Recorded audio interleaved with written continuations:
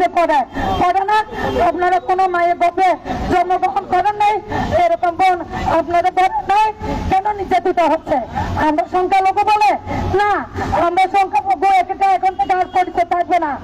আমরা যে সংখ্যালঘুরা আছে তারা প্রতিবাদ করে গড়ে তুলতে পারবে।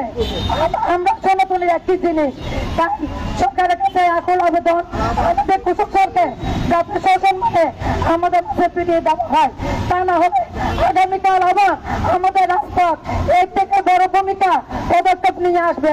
এটাই সবার কাছে কথা দিলাম। জয় শ্রীরাম, জয় ভবানী। ধন্যবাদ আমাদের দিদিকে।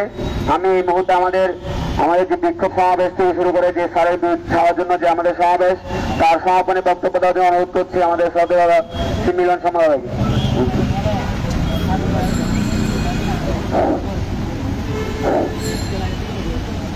শুধু উপস্থিতি, আমি খুব ক্লান্ত হয়ে গেছি, আসলে আর বেশি কিছু বলবো না। তবে শেষে একটি কথা বলে যাই, আমরা চট্টগ্রাম এই মাস্টারদার সূর্য সেনের বংশধর। মনে রাখবেন, এই বিপ্লবী মাস্টারদার সূর্য সেন মাত্র 40 জন যুবক নিয়ে সে ব্রিটিশ বিরোধী আন্দোলন করে দেশকে মুক্ত করছিল।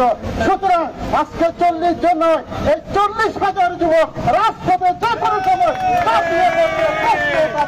সংগ্রাম আন্দোলন করতে বেশি মানুষ লাগে না।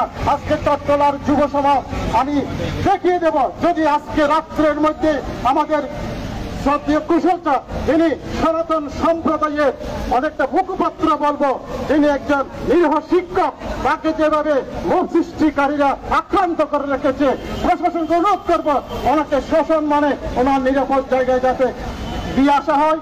যদি দিয়ে আসা না হয় তাহলে আমরা কালকে আবার রাজপথে নামতে বাধ্য হব এবং বৃহত্তর কর্মসূচি থেকে আমরা দ্বিধাবোধ করবো না। আবারও অভিনন্দন জানিয়ে আজকের মতো এখানে সমাপ্তি ঘোষণা করছি।